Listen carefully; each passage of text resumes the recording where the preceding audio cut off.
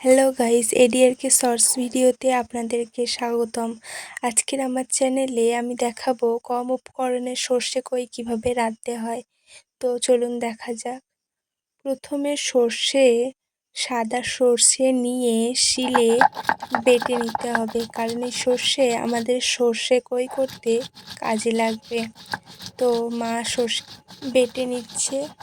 সর্ষেটা বাটা হয়ে গেলে বাটিতে ভরে নেব। এদিকে মা মাছে নুন হলুদ মাখিয়ে রেখে দিয়েছে। এবার একটি কড়া গ্যাসে বসিয়ে দিয়ে তেল ঢেলে দেব। তেলটি গরম হওয়ার অপেক্ষা করব। তেল গরম হয়ে গেলে কই মাছগুলো তেলে ভেজে নেব। কই মাছগুলো এপিট ওপিট করে ভালোভাবে উল্টে পাল্টে কড়া করে ভেজে নিতে হবে, নাহলে হালকা গন্ধ থাকতে পারে। কই মাছগুলো ভালোভাবে ভাজা হয়ে গেলে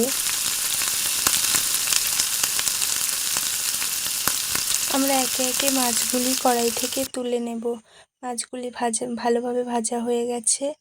তো এবারে কড়াইতে যে অবশিষ্ট মাছ ভাজার তেল থাকবে সেখানে আমরা কালো জিরে আর কাঁচা লঙ্কা ফোড়ন দিয়ে দেব। কালো জিরে আর কাঁচা লঙ্কাটা একটু ভেজে 1 চামচ হলুদ, পরিমাণ মতো নুন দিয়ে নেড়ে অল্প একটু জল দিয়ে আমরা কড়াইয়ে সেই আগে থেকে বেটে রাখা সর্ষেটি কড়াইয়ে আমরা দিয়ে দেব।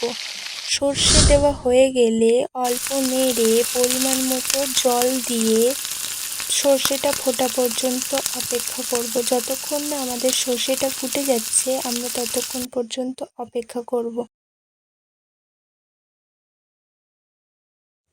যেমন মাছ আমরা তেমন পরিমাণ মতো জল দিয়েছি, তো তোমরা তোমাদের পরিমাণ মতো জলটি বুঝে দিয়ে দেবে। মা জলটি দেওয়ার পরে 2 চামচ নুন দিয়ে দিল, তোমরা পরিমাণ মতো নুনও দিয়ে দেবে। এখন তরকারিটি খুব ভালোভাবে ফুটছে। এবারে আমরা তরকারিতে মাছগুলো দিয়ে দেব। মাছগুলো দিয়ে ভালোভাবে নেড়ে নেব। যখন ভালোভাবে তরকারিটি ফুটবে, এই মাছটা দিয়ে তোমরা তরকারি ঢেকেও দিতে পারো। আমরা ঢেকে 10 মিনিট পরে খুলেছিলাম। তো মাছটা ভালোভাবে হয়ে গেছে, এবার আমরা ঢেলে নেব।